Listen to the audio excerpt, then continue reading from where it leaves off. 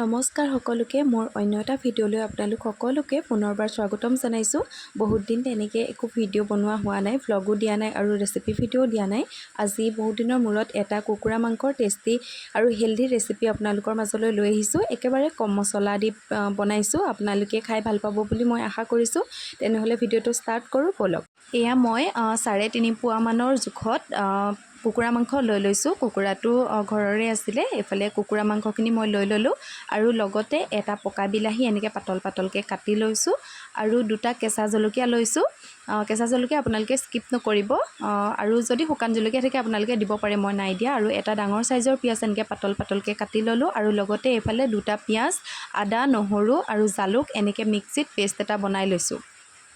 আৰু এইফালে গেছত কেৰাহী পাতি দিলোঁ। ডাঙৰ চামুচেৰে 4 চামুচমানৰ সমান আপোনালোকে মিঠাতেল দিব। আৰু মই ইয়াত কোনো ধৰণৰ জিৰা তেনেকুৱা গোটা মছলা একো দিয়া নাই। আৰু ইয়াত তেলখিনি গৰম হোৱাৰ পিছত এটা কেঁচা জলকীয়া দিছোঁ আৰু কাটি ৰখা পিঁয়াজটো ইয়াত দি দিছোঁ। এইখিনি ৰঙচুৱা হোৱাৰ পিছত মই ইয়াত এতিয়া কুকুৰা মাংসখিনি দি দিছোঁ। এইখিনি এতিয়া মই ভালদৰে মিক্স কৰি ল'ম।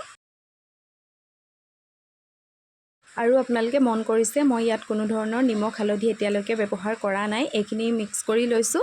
3 মিনিটমান ভজাৰ পিছতহে মই ইয়াত হালধি আৰু নিমখ এড কৰিম। ইয়াত এতিয়া মই 1.5 চামুচ হালধি দি দিছোঁ আৰু সোৱাদ অনুসৰি আপোনালোকে নিমখ দিব। মই আন্দাজমতেই দিওঁ, মই তেনেকৈ জোখত চামুচেৰে নিমখ নিদিওঁ।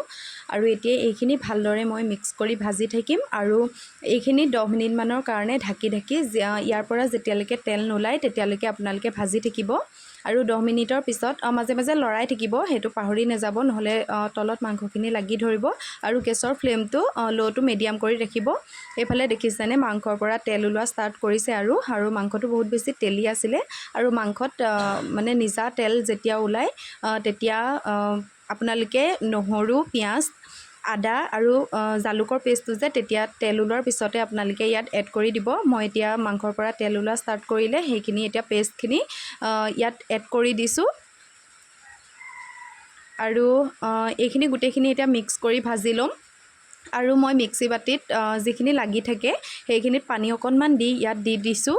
আৰু এইফালে কেঁচা গোন্ধ যোৱালৈকে আদা আৰু নহৰু কেঁচা গোন্ধ যোৱালৈকে ভাজি ইয়াত এতিয়া মই আলু দিছোঁ 4টা। আৰু আপোনালোকে যদি আলু খাই বেয়া পায় তেনেহ'লে স্কিপ কৰিব পাৰে। আমাৰ ঘৰত আলু খাই বেছি ভাল পাওঁ, মানে মই মাংসতকৈ আলু খাই বেছি ভাল পাওঁ, সেইকাৰণে আলু অলপ সৰহকৈ দি দিছোঁ।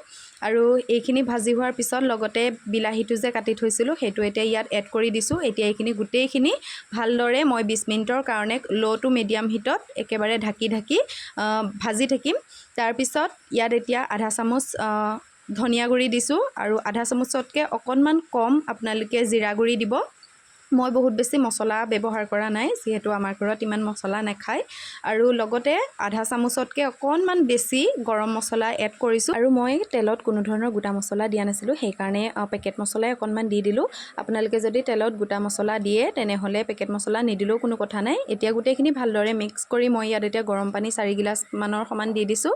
আপোনালোকে যদি ইয়াতকৈও পনীয়া কৰিব বিচাৰে তেনেহ'লে আৰু পানী এড কৰিব। মই বেছি পনীয়া নকৰোঁ, সেইকাৰণে পানী অলপ কমাই দিছোঁ। আৰু এতিয়া এইখিনি গোটেইখিনি ভালদৰে মিক্স কৰি ল'ম আৰু 15 মিনিটৰ কাৰণে গেছটো ল' টু মিডিয়াম কৰি ঢাকনিৰে ঢাকি ৰাখিম। ইয়াত এটা কেঁচা জলকীয়া দিছোঁ, তাৰ পৰা স্মেলটো বহুত বেছি ধুনীয়া আহিব। আৰু এইখিনি এতিয়া 15 মিনিটৰ কাৰণে ঢাকি ৰাখিলোঁ। আৰু মাজে মাজে অকণমান লৰাই থাকিব, নহ'লে তলত লাগি যোৱা চান্স থাকে। আৰু এইফালে মোৰ মাংসখিনি হ'বই হৈছে আৰু 15 মিনিটৰ পিছত এয়া গেছটো মই এতিয়া অফ কৰি দিলোঁ। আৰু আপোনালোকে এবাৰ ট্ৰাই কৰি চাব, বহুত বেছি টেষ্টি হৈছিলে। একেবাৰে কম মছলা দি বনাইছোঁ আৰু ট্ৰাই কৰিলে মোক কমেণ্ট এটা কৰি জনাব কেনেকুৱা পালে। ঠিক আছে তেন্তে অন্য এটা ভিডিঅ'ত লগ পাম, বাই।